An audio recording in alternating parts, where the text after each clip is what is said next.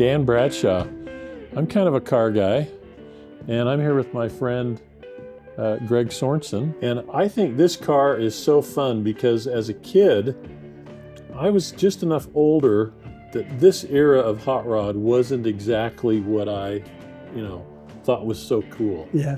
But for you, this was your high school cool car. So tell us about this build and what inspired you to do this. Okay, well, I acquired this body from a friend of ours, Roy. Oh, And I know Roy. Yeah. But actually, my first car ever was a Model A. I was 14, and 3 of us chipped in $750 apiece and bought a Model A, parked it in the field by our house. What a riot. And somehow I ended up with it when we were done. But over the years since then, it's just, I kind of liked the orphans. I would gather up anything that was kind of strange or rare. I liked Studebaker Lark, little oddball car. I liked those. I had a Gremlin at one time. But A Gremlin? Gremlin? Really? We looked at pictures earlier of your hand-built car yeah. you called the Yeah, Victor Rapide, I called it. Rapide. I just had always had a desire to create my own car. So I started gathering components.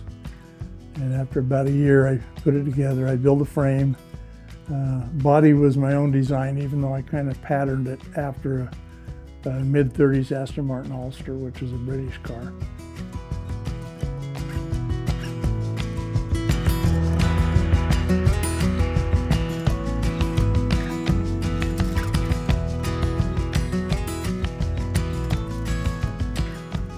So some really unique features I think about this car that I like is, number one, this car is built to go out to the Salt Flats in Utah. Correct. And run on the salt. Right. There's, what month is that goes? In August. In August. Yeah. The salt And dries September. out. Yeah.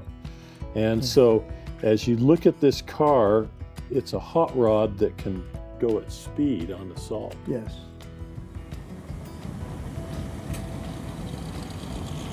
And the headlights are very unique. I love these lenses. Yeah, the headlights are, these are actually, I think, 37 or 8 Chevy truck. I hate to tell anybody I got anything Chevy on this, but I will. But originally they were off of the grill like this. Right. And so I had to clock the lenses and everything 90 degrees to mount them down like I did. And then we seem to have a skull up here as our mascot. Yes. That wouldn't have been a Ford emblem.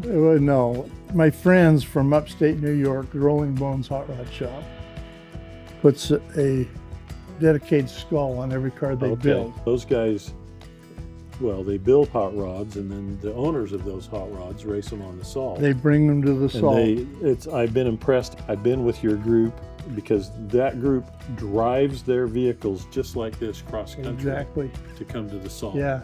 Just the way these are. 2,500 miles every year, they convoy to the salt. Yeah. It's unbelievable.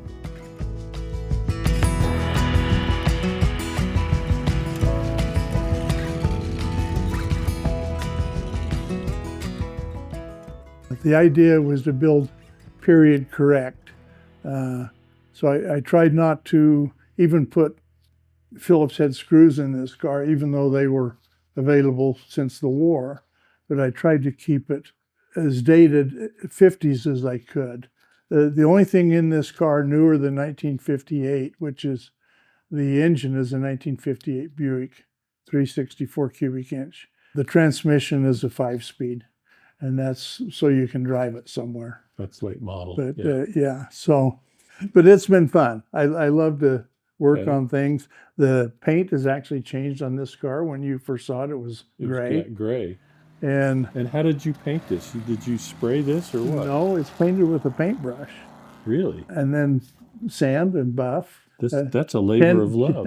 $10 can of Rust-Oleum from Home Depot. Wow. And a paintbrush. And is that how you would have done it in the mid-50s? Some people did, yeah. Especially if you was a kid without any money, that's what you do. It on, and then did you buff it in those days too? Well, yeah, you did. You'd sand and buff. And what's fun about then the way you did it is it shows like the patina. Yeah, I tried to pull some where patina through like in it's, spots. like it's weathered, but it's actually new paint made to look weathered. The idea was to build a car that if somebody looked at it, they didn't know if they were seeing a vintage car or a fresh build. That was my goal. Yeah, okay. So, well, Greg, I've really enjoyed learning about this car more. I've enjoyed it from afar. So thanks for taking the time and letting us come into your garage and see where this work happens. well, I appreciate your interest. Thank you so much. We'll go for a ride. Can we go for a ride? Let me get it back together. All right. When we'll it's certainly back do together, that. we'll go for a ride. Okay. All right. Thank you. Thank you.